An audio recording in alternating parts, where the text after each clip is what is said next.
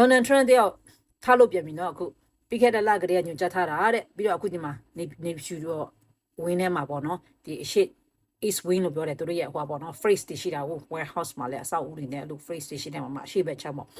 အဲ့ဒီဟာကိုဖြို့ပြီးတော့မှဘောလုံးအသစ်ဆောက်နေပါတယ်တဲ့အဲ့ဒီဟာရဲ့ကုန်ကျစရိတ်ကတဲ့ဒေါ်လာ200 million နဲ့250 million တန်း100နဲ့150ဒေါ်လာကုန်ကျလိမ့်မယ်လို့ရထားပါတယ်ပြီးတော့နောက်တစ်ခုကပါလေဒီလားဘလောက်ချေလဲမှတ်တယ် social media မှာသူ post တင်တယ်နော်ပြီးတော့ဒီမှာအခုစလုပ်နေပြီဒီနေ့ပဲကုန်ဖြိုးနေပြီနော်အဲ့ဒါပါလဲဆိုရင်ဒီကုန်ကျစရိတ်ကတဲ့ပီတူတွေရှမ်းနေအခွန်ဆောင်ထားတဲ့လူရှမ်းနေနှုတ်ထားတာတို့တုံးထားတာတို့ဒီအခွန်ငွေတွေတုံးထားတာလုံးဝမရှိပါဘူးပြောချင်တဲ့ဘောက USA မှာသူ့ရဲ့ private သူ့ကိုလိုလာပြီးသူ့ထောက်ခံတဲ့ဒီ private company တွေရဲ့လူဒန်းတာနေနဲ့သူရဲ့ fund လောက်ထားတာနေအဲ့ဒီကနေတုံးပါမယ်တဲ့ဒီပတ်စံလောက်ကတော့ဘာပီတူဘန်တာမှာအခွန်ငွေတွေဆောင်ထားတဲ့အခွန်တွေကနေဘာမှသုံးစရာမလိုဘူးပေါ့ပြောချင်တာနော်အဲ့ဒါလေးနဲ့ပတ်သက်ပြီးဒီနေ့ကကျတော့အခွန်ဖြိုးနေပြီတဲ့တဖြည်းဖြည်းဖြိုးပြီးတော့မှဒီဟာကိုဟိုပါလင်းတမဒဟောင်းတုံးကလက်ထက်တုံးကကျတော့ဒီဟာကိုတဲ့ဘောလုံးအနေနဲ့သူတို့မျိုးတွေတုံးတယ်ပေါ့နော်ပြီးတော့ဟိုဟာလေး